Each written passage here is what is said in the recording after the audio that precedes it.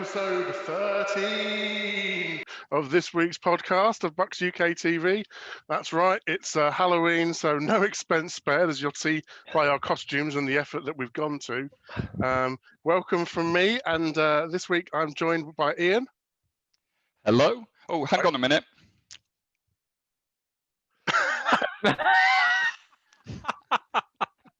Oh, it's starting a thing. Brilliant. I'm joined by Graeme. Hello. And by Alex. Hi there. So with all of that, the usual please subscribe. Please make sure you like the video. Send us your messages to mail@bucsuk.org and WhatsApp us your videos 07311 212 713 and then straight on to the Raiders. And we can understand the victors of the Pirate Bowl.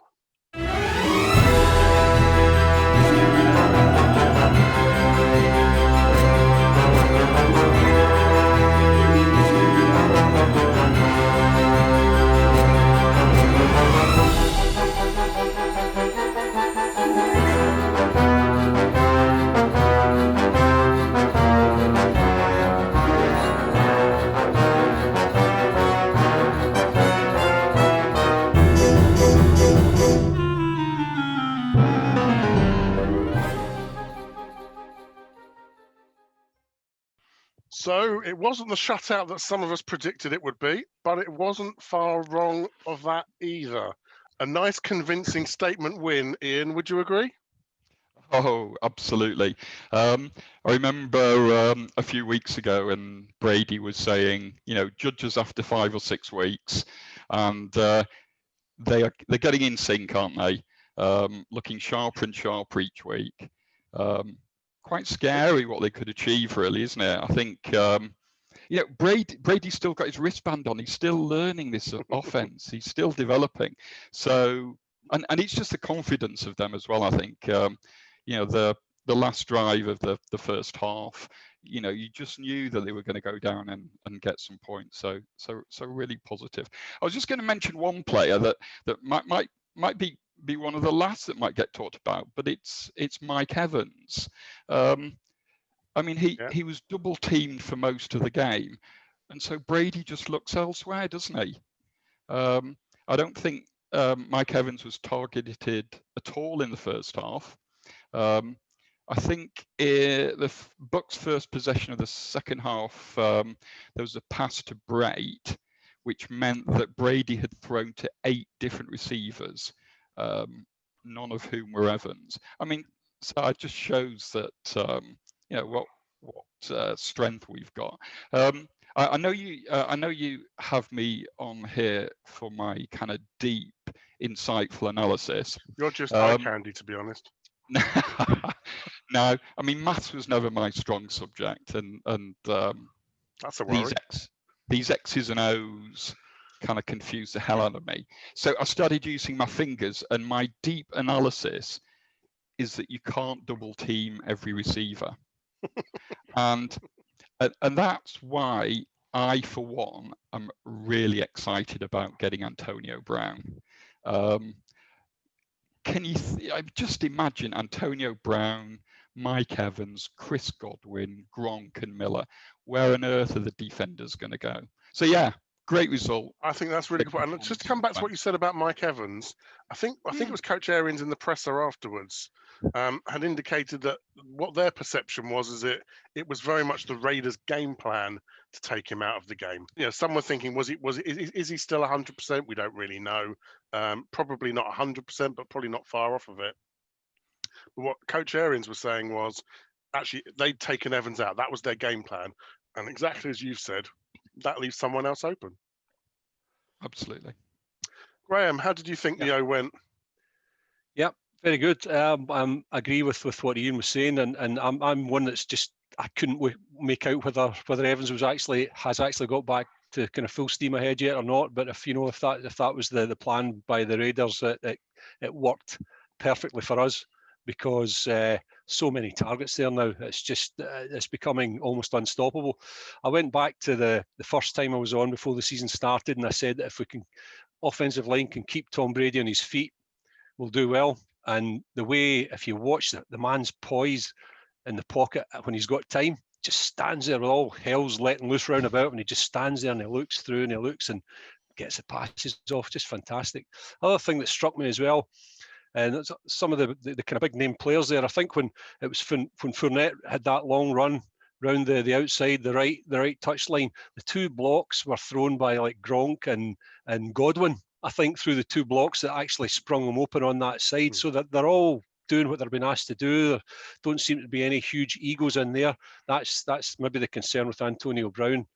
How does he handle not being the main man? I don't know. But it's a strange one for me. But yeah, why not add him to the mix? Yeah, I mean, there is no main man. That's kind of the point. Well, the main man may be Brady, but in terms of who's going to catch the ball, it could be anyone's guess. And I think you're really right to highlight that Fournette run, because actually in games gone by or years gone by, a little yellow duster appears after about 10 yards of that run, and it all gets called back. Yeah.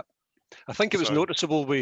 I think we maybe only had 3 or 4 penalties, and they all came in a little cluster when things started kind of going wrong and the Raiders started coming back into it. And I think it's really, really noticeable when we're not giving away penalties, we're running the show. When the penalties start coming in, the discipline starts going.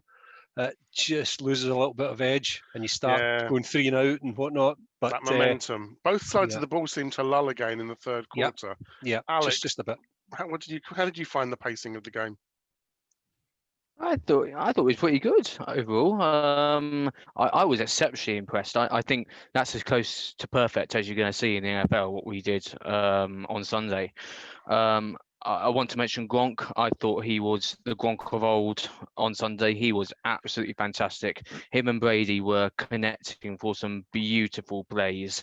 It was as though I was watching them back in New England, but this time they had the Bucs jerseys on. It was just brilliant to see there.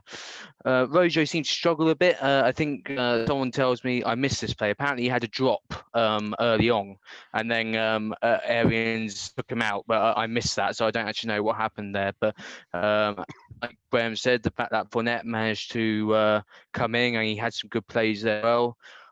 Godwin showed how much we've missed him over the past few weeks. He was superb, and Scotty Miller as well. Him and Brady are just connecting for some great plays. I think it was me that said this a few weeks ago, how Scotty Miller is Brady's new Edelman, but obviously in terms of for the Bucs this time. I think we're seeing that. You know, if Brady wants a big play, the guy to trust is Scotty Miller, and I think there was two big plays between him and Miller, one for a touchdown, and they were brilliant. And just sticking with Brady for a minute, the passes he made on Sunday were just dimes. That was a word that people was using on Twitter.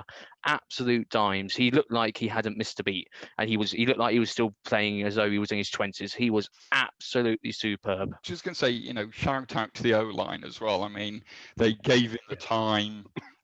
As Graeme said, he was poised in the pocket, but he seemed to have all day as well. So it was a much improved performance, I think, from the O-line. Yeah. But also, I think also, you know, shout out to the running backs as well. They're both really hungry for it, aren't they? And I know we didn't see McCoy at all this week, but, you know, Rojo and Fournette are just both hungry. I mean, it was funny that because, Ronald Jones kind of dropped a pass that he should really have secured.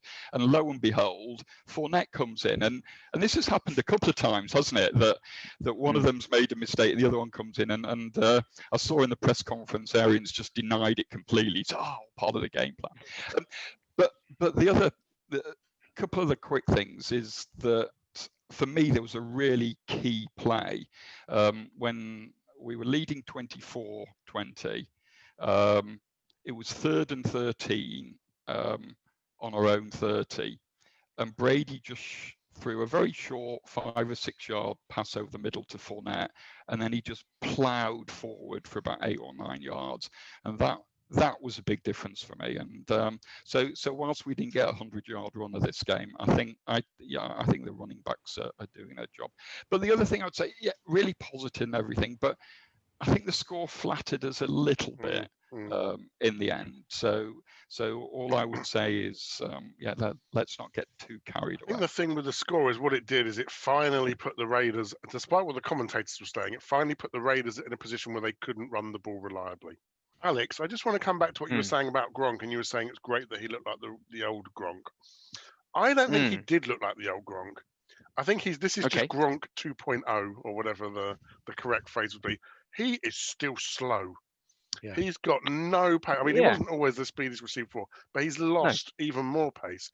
But his timing and the use of his body to shield the ball and just being in the right place and grabbing the ball. I think he's a bit deceptive, Kieron. I think he's maybe a little bit quicker than I was actually. He looked slow. There was one of the crossing routes that he ran and made that one of the long catches out on the right touchline, and I watched it. And he looked slow, but the guy chasing him was not getting any closer to him. He followed him the whole way across the field, and he couldn't get close to him. You know, he's. But I think you're right. I think that he's got the know-how. He's got the gets the body shape. He gets everything, he's in the right place at the right time. I mean, him and Brady are. It's almost telepathic, He knows where to put the ball that he's going to catch it. No one else can get near it. It's great to watch. So just go back onto what you were saying to me there, Kieron. I respectfully disagree with you there. I think Brady looks as no, I don't think he looks any different to when he was at his prime in New England. He was never fast when he was at New England. It was all about securing the ball, using his power and his body shape and positioning to get through defenders to get to the end zone, and in the end zone, which he was again last night for us. So to me, it's the same old Gronk, and like someone just said a moment ago about it's being almost telepathic between the two. I think you can see that as well. I just think it just took a few weeks for them to get back on the same page. It was always going to take Gronk a bit longer, given the fact he'd been out of the NFL for a season. And I just think it was great to watch him and Brady working as a unit again. We've missed that, I think, as NFL fans. I think we've missed that for the past year. But to have it as happening for the Bucs, and the fact that we get to enjoy it as Buccaneer fans is just 10 times better. Absolutely, and we have a saying here that 4 presenters, 5 opinions. So that's always encouraged. And by the way, Alex, there's no need to be respectful. Call them what you want. just tell it like it is. No respect in this show. Get in there. But I think what I would like to see, I'd like to see Gronk 3.0, and I think by that I mean a Gronk that can play the full 60 minutes, 3 hours of a game. So I think he's still running a bit hot and cold. Towards the end of the game, he seems to sort of fade away a little bit. And, God help us if we ever go into overtime, he's exactly the sort of player that we need to be moving the chains. I see what you're saying there, Kieron. But when we got the options we have at tight end, I don't think we need to worry about that. If Gronk can't play full time, I know OJ Howard, but we've got Cam Brate, who I've always been a big fan of. He's as reliable as Gronk as far as I'm concerned. So don't get me wrong, though. I completely understand what you're saying there, but if he does, for me, it's no concern. Someone else can easily step in and fill that gap. Yeah, and of course, Tanner Hudson, I think, is one of the people that can fill that gap. Of course, he still made some good appearances. Absolutely. I think he might have only got the ball once, but I saw some really good blocking in there. Hudson's blocking game has improved drastically, because I remember I think it was last season actually, he missed the final cut on the roster because there was no complaints about his catching, no complaint about his route running. It was the fact he wasn't helping the run game. Blocking wasn't strong enough.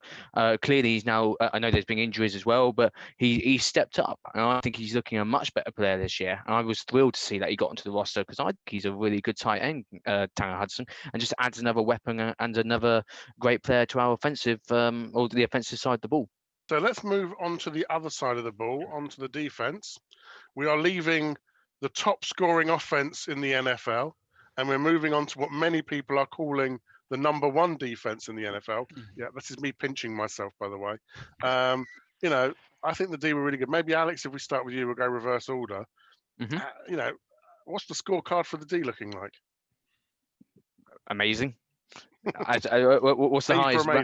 What's the highest rank I can give them? To have a shutout is extremely unlikely in NFL. You don't see it often. And yes, I know we gave up points again. Our secondary let a few deep passes go, and when we were blitzing, the middle of the field was open, but we still had some interceptions. Or I think it was one actually. We had one interception, one that was called off for a penalty. Our defense is looking better and better each week, as far as I'm concerned. I thought Devin White had a great game. The hit he made on Carr in the second half. I love that one. That was absolutely wonderful to watch. And then, of course, another player to mention is Steve Mcclendon. He made his debut for us on Sunday. I thought he did pretty. I thought he did pretty well, actually. I don't really think I made any mistakes defensively for us. Not that I can recall, anyway. For me, the Raiders' scores came from the Raiders making good plays. There was a few plays that they made when we were blitzing, and we were set up to blitz on that play. The Raiders clearly recognised the blitz, and they just called a play that nullified that. Fair play, Las Vegas. That's just good football. I'm not going to sit here and say, we shouldn't have let those 15 yards go. If you go to blitz, you're going to leave the middle of the field open. It's just how it works with blitzing, and you have to take what comes with it. And the first thing quarterbacks learn is wherever the blitz is coming from, that's where you go to. And in the NFL, it's a little bit more complicated than that because the zone rotations and things. But yeah, they were a really good offense. Graeme, how do you think it went? There's no point in me saying anything else. I think Alex has covered it all. Yeah, absolutely fantastic. Devin White, I mean, Derek Brooks, that's what he looked like to me. He was flying around the field, absolutely flying around there, making tackles, sacks, and as you say, the hit on Carr, I jumped out my chair when he did that. That was just phenomenal. That's like the Bucs of around 2000. That great defense that we had. I think the thing that impresses me a lot with us defensively, and I think it goes back to the coordinators and the coaches, is teams can maybe score on us early, but they seem to be able to pick up and make the adjustments very, very quickly. Very quickly, they throttle teams. I think the last two, maybe the last three games, even the other teams scored a touchdown quite quickly on us, and not a lot after that. And I think that says a lot for the coaches and the players that they're able to do that and make such quick adjustments to the play during the game. But I can't. I mean, the odd long ball. A lot of teams are forced into passing against us now because they've got nowhere to go. They can't run the ball, and then they're finding themselves 20 points behind now. They're just having to pass, and sometimes you lose. I think the odd one. I watched Colin Cowherd before we started recording, and he's just come out and said, he thinks the Bucs are the #1 team in the NFL at the moment, and he said that not on the back of Brady, but on the back of the defense. Yeah. And who he praised were the linebackers. Yeah. I think the linebackers. Looking forwards, moving forwards, they're the best in the NFL, But where I worry is that sort of Tampa 2 dropping into coverage in the middle of the field. Yeah. I can't remember who. I think it was White. Got beaten over the top on one pass.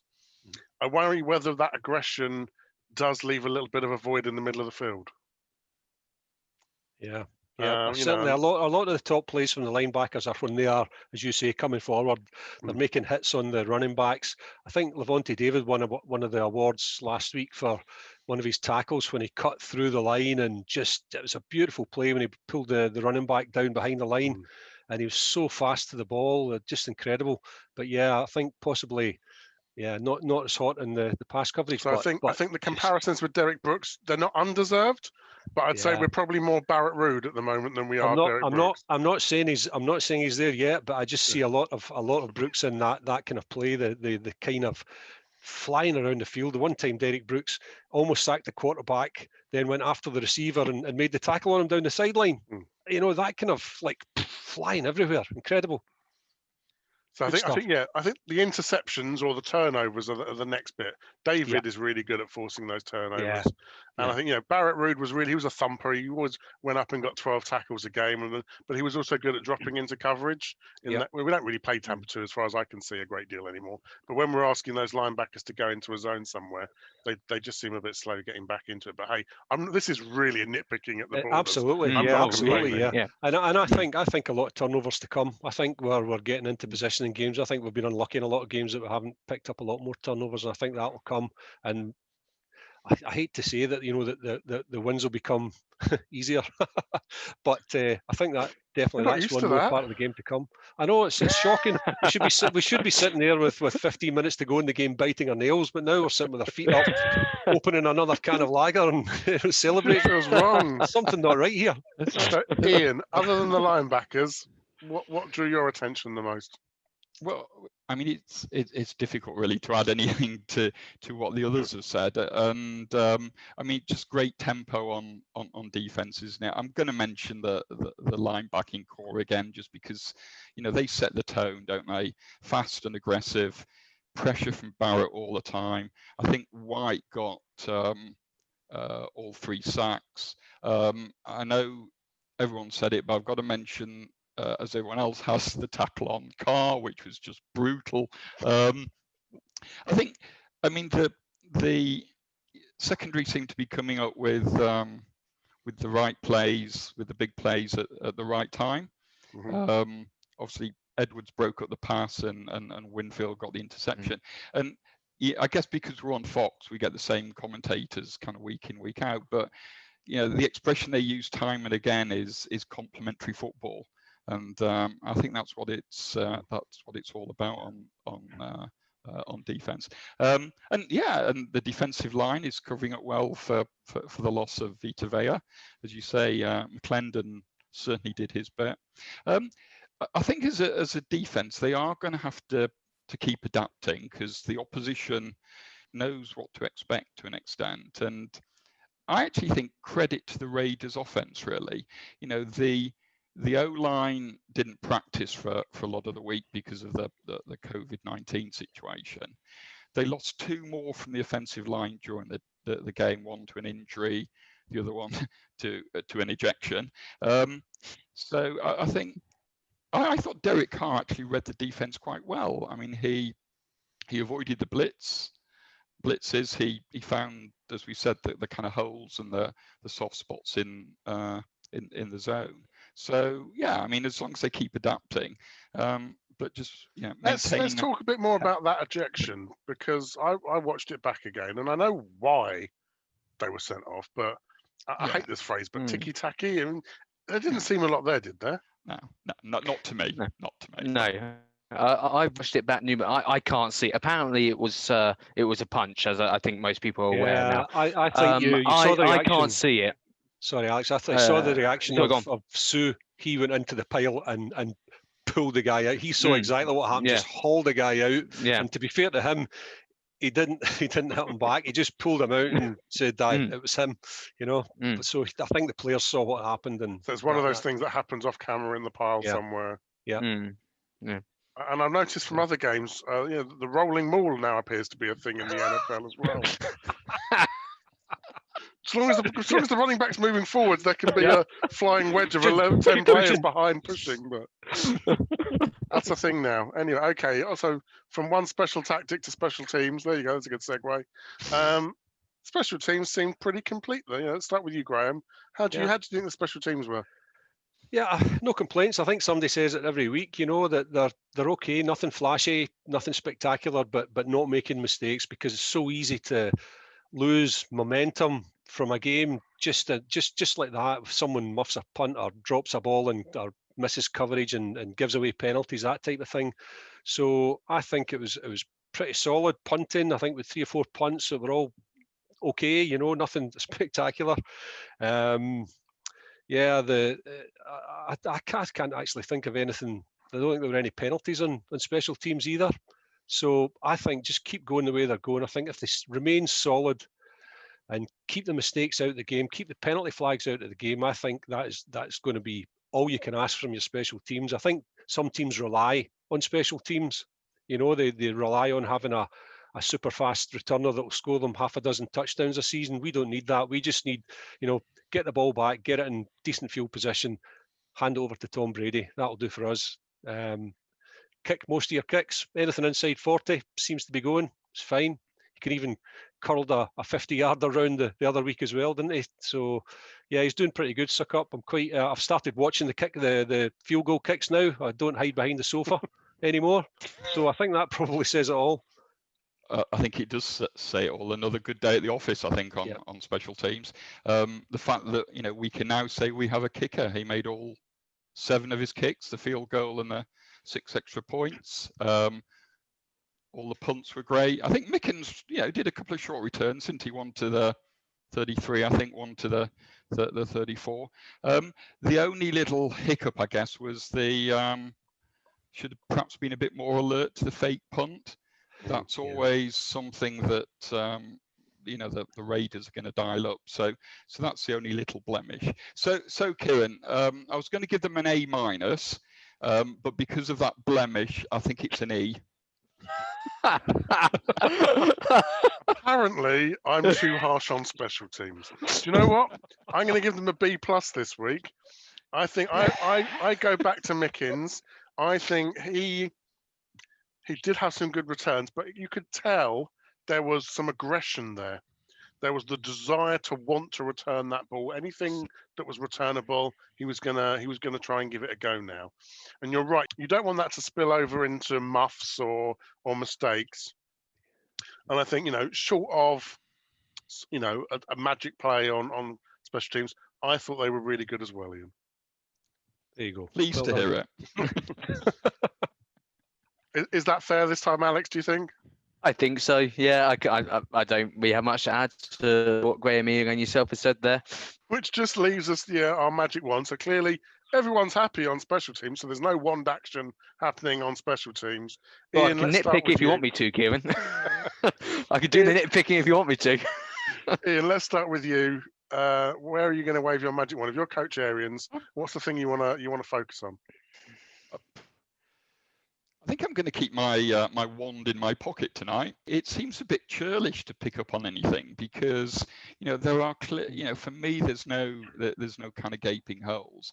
I was thinking about it and I was thinking, maybe the thing is that the win flattered us a little bit, and maybe it's just no complacency. So that's what I was thinking. But then I watched the 2 post-game press conferences, Brady and Arians. Now, if you didn't know the score and you put those press conferences on mute, you would have sworn we would have lost. There wasn't a smile between them in 10 minutes of press conferences. So what do you read that then as? Is that because they still weren't happy, or it's all business Absolutely. With these guys? It is business, and that's why I was going to wave my magic wand at no complacency, but I think absolutely that's ingrained in them. It's as Graeme said, this is a business, and you go on to your next game. So I'll be honest, Ian, I'm with you. I keep thinking that complacency might creep in, but I think those 2 guys alone will make absolutely sure, and I think Brady has everyone's ear in that locker room. These guys are in awe of what Brady's done, so they're going to listen and take on board everything he says. So, but absolutely spot on. Yeah. Okay, Alex, where are you going to work your magic? About to say, as Graeme and Ian say, there's nothing really gaping from this week. So we're going to keep our powder dry here. However, I am going to use my magic wand, and I'm going to use my magic wand to tie it to Chris Godwin's finger as a splint, just to try and make sure he keeps his finger as straight as he possibly can, because I want that baby to grow back nice and good, and we want him back soon. I want to use mine as well, to be honest with you. I want to ask the NFL scheduler to stop giving us games in the middle of the night. Prime time. We've had the NHL with the Stanley Cup final with the Lightning, middle of the night. We've got the World Series going on just now, middle of the night. And then we get 3 consecutive games in the middle of the night for the Buccaneers. What's going on? Well, this is like being a Patriots fan. I've got a friend who's a Patriots fan, and every year he doesn't bother buying Game Pass. He says, "There's no point. I just need to get Sky." And this is the problem we're beginning to face. We've started to get good, Graeme. This is the price of success. I could hear the cheers all over the UK when our game on Sunday was moved to 8:05. Definitely, I mean, I was thrilled. I'm not gonna lie, I was delighted that it was 8:05. So for our stateside friends, the game would have been at 20 past midnight, on Monday morning for us. Our clocks changed over at the weekend, which I think is 2 weeks before you guys change your clocks. So the time difference is usually 5 hours. Instead, it was 4 hours. So instead of 20 past midnight, we had 20 past 8 p.m. It was positively social. It was lovely. I mean, I think they just wanted to make sure everyone could watch the Rays afterwards. Yeah. Yeah. Okay, so we now have our member views to hear, and it won't surprise you.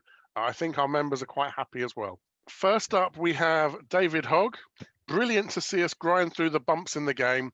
We are shaping up to be a very good football team. Still a few penalties that I'd like us to stop, but after a 25-point victory, I should not really complain. Happy Monday, fellow Bucs fans. And he even managed a little smiley. Paulie. Now, Paul, I don't have a photo of you, so if you want to be famous again, you need to send us a photo, please. 5-2. Can't remember the last time we had so many wins at this stage of a season. Think I'm getting a nosebleed. Enjoy the night, everyone. Gore, John Cregan. Again, that's the only picture I could find of you, John. So be nice to see your face next time. Send us a picture. Which one's he? The one with the pointy nose. When we drafted Tyler Johnson, I thought it was a waste of a pick. Shows I know naffle. And hat off to you. I didn't know who he was before. So yeah, I was wrong, harshly marking the special teams. It's always good to admit when we make mistakes, isn't it, Ian? Then we have Gary. This Victory Monday lark is getting a bit boring. We need something different. So next week, Victory Tuesday. There you go. He's called it like Namath. He thinks we're going to beat the Giants. We'll come on and discuss that in a little bit more detail. And then Tom Lawrence, Victory Monday spent seeing little Devin, Levante, Chris Scooter, Robert, Thomas, Mike Lawrence, pending approval from the boss. Congratulations to you, Tom, and to your partner, and to who I think is going to be Big Brother. We hope it all goes well, and we look forward to the naming ceremony. That's a birth certificate I think we need to see. Yeah, well done to you. What he hasn't said, it's going to be a little girl. And then last of all, we've got a question that's been posed to us. We had a hello from Mark, Lee and Jay over in the Cayman crew, and you can see them in their bar with their Bucs paraphernalia on the walls watching the game. Do the Bucs slow starts concern you? So maybe let's come back and spend a little bit of time answering that one. You guys have all given them all a pass because, hey, a win's a win. What do you think, Ian? I mean, I've not really done the analysis. I mean, they were 3 and out on the first possession this time, but generally we've I mean, obviously the week before we didn't do well in the first quarter, but before that we've done pretty good from what I recall in the first quarter. But hey, it doesn't bother me one bit. It's the final score that matters, really. Yeah, Graeme? Similarly defensively, I think I said that we've found a way to adjust. And if you think about it, offensive guys like Gruden have spent the whole week planning the first couple of drives. So they've thrown everything into that, come away with a touchdown, but then nothing after that. So no, I'm okay with it. Alex, slow starts? Not a bother for me at all. No, not an issue. When we got a defense as good as we have, and they can keep us in games. Defense wins you championships. So and we've got a strong defense. So if the offense needed a few plays to get going, we've got a defense that can keep us in it. So then we're on to our competition part of the podcast. As usual, we say thank you to Bucs Report for their help in promoting us. This week we had Mariana giving away a t-shirt prize. And by the magic of television, we shall find the Wheel of Names. Again, we shall see who is the lucky winner this week. The hairs are running. And we have... Oh, it's just into Stuart Blackmore.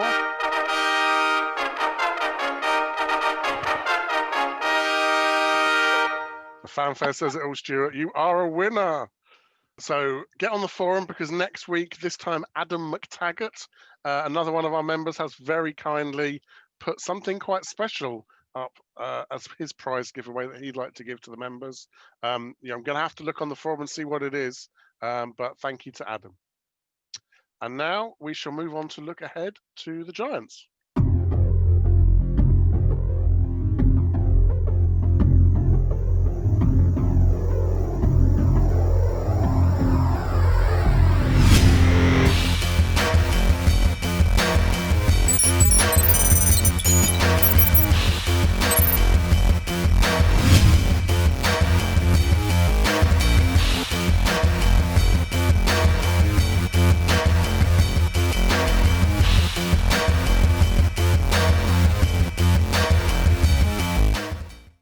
looking ahead, it's Monday Night Football.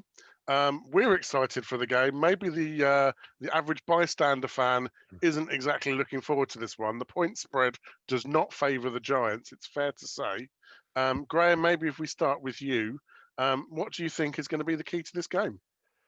Well, to be honest with you, I don't see anything in the Giants setup that makes me particularly concerned. But we're going to have the number one defense up against pretty much the worst offense in the league, and a quarterback that can't run without falling over his shoelace.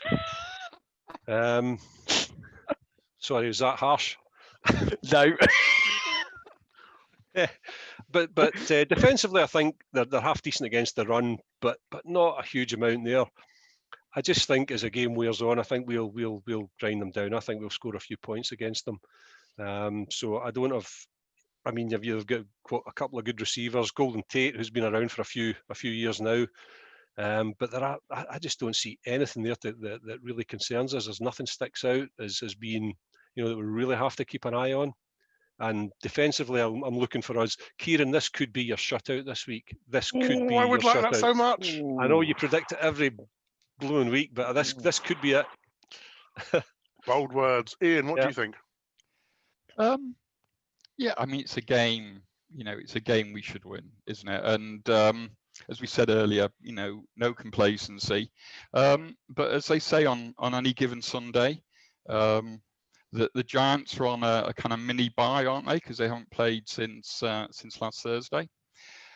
And also, this is a team that's eminently capable of winning the NFC East. I mean, granted, they only need to get to 5-11 to win the NFC East. I was going to say we'd have won it by now.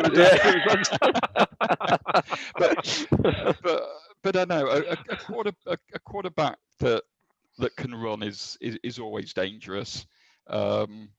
Devontae Freeman, you kind of feel he might have a big game at some stage, and as kind of Graeme touched on, they ain't got a bad set of receivers. Tate and Shepherd and Slayton and Ingram at tight ends had a couple of good games recently. I've got a lot of time for Evan Ingram. Mm-hmm. So I don't think that it's a gimme. It's just not when you look at their overall rankings, that offensively, 26th yards, 30th in passing, 32nd in running. It just doesn't seem to be coming together for them, and they're coming up against a bunch of defensive players who will eat them up if they're not careful. I had a little peek in my diary just before we came on. 22nd of September last year, just over a year ago, Daniel Jones' debut in Tampa. Don't say it. Please don't say it. I mean, no. All I was going to say is how I need to get some tissues. Hang on. How the world has changed in 1 year. And I'm going to give you two things in terms of how the world has changed in a year. Apart from the obvious in terms of the quarterback. One, we have a kicker, because obviously in that game, Matt Gay missed the game-winning field goal and also missed a couple of extra points. But also looking at that game, Mike Evans had 8 catches for 190 yards and 3 touchdowns. So it's a different world we live in now. But so we're working our way around the circle. Graeme oozing confidence. Ian doesn't want to get complacent. Alex, has this got trap game written all over it? After last year, it feels like it. I've made my comments quite clear over a few episodes about the performance against the Giants last year, and I don't know. I think the key word is complacency. Complacency, which Ian, he's used that word a few times. It was a great win for us against Vegas, but we've got to keep our foot on the gas. And I don't know. There's just something in me that says the Giants are going to give us a run for our money, because all I've got is last year's game in my head where we were absolutely cruising, and then fluffed it. Of course, I hope that doesn't happen again. Of course I do. But I think also, from a positive way to look at it is that this defense has a year since then. They've gelled better. They've got to know each other even better than they had the system as well. So I'm hoping it's not a trap game. I'm hoping we just stay consistent. We don't get complacent. We don't show Daniel Jones any respect. If we show him respect, then I think he might be able to do something against us. Just make sure when we're blitzing him, we're hard and fast as we always are. We keep our eyes on what he's doing, then hopefully we should be okay and we can come away with the win. But certainly agreeing with what's been said previously, I'm not going to say it's a gimme, this one. Yeah, we need to know which Bucs are going to turn up. This year's Bucs that are for real, or the Bucs in the past that would just, that always lowered or raised their play to 99% of the opponent. My key to the game, I think, are going to be the New York Giants linebackers. I think now you're scheming for us. It shows that taking Evans out of the game doesn't work. Godwin won't be there, but we've shown that Scotty Miller, the other guys, the tight ends, are all eminently capable. Tyler had a great chance. Tanner had a great game, and you can't forget about the run. I don't think we're setting anyone alive with gashing, diving, huge, massive runs, but at the same time, it's enough to keep everyone honest. And I think those linebackers are stuck in no man's land. I think if they take a step forwards, it's going to go over their heads, and if they take a step backwards, it's going to come up their gut. That's what I hope. We don't quite do run past option, but I just hope whatever Tom Brady's looking at, whatever the linebackers do on every play, and just goes the other way. That would be my key to the game. And generally mentioning Brady, I get really jealous when I see other teams doing audibles. I know that's slightly immature of me, but I just wish we could change the play sometimes. So I think that's the other thing, is whether we can flex and adapt. So, if we do have a slow start, or if we do go slightly to sleep in the third quarter, certainly on that defensive coverage, we seem to still have that little period where we don't blitz and go into some sort of prevent defense. If we can keep that going, then I think we will be in good stead. So that's my take on it. In terms of score predictions then, Ian, let's start with you. How's it going to drop? I'm going Buccaneers to win 31-20. Okay, so a nice 11-point differential. And that's Graeme Garno missing a PAT for the Giants. Okay, Graeme? I've gone 31-10 for the Bucs. Yep, 31-10. Okay. He's not going to get a chance to take that PAT. He's going to have to settle for a field goal. Okay. Alex? I've gone 31-17 to the Bucs. Oh, there's some consensus here. This whole number one scoring team thing's all gone to your heads. So I won't be predicting a shutout, purely because I hope me not predicting it therefore makes it happen. It's reverse psychology with the NFL. I'm sure they're listening. I think it's a win. I think it's a comfortable win. I don't think we're going to necessarily shine. I hope, if anything, we may even get to the point in the second half where we can start to rest people. So I think something like 21-7 would keep me, really, really happy. That's where I think it's going to be. But let us know what you think. Tell us on the forum. The next week's game thread will be there along with next week's competitions. And all that remains is for me to thank everyone. Thank you. Bye-bye. Thanks. Bye. Bye-bye. And thank you for watching. And we look forward to seeing you episode 14 next week.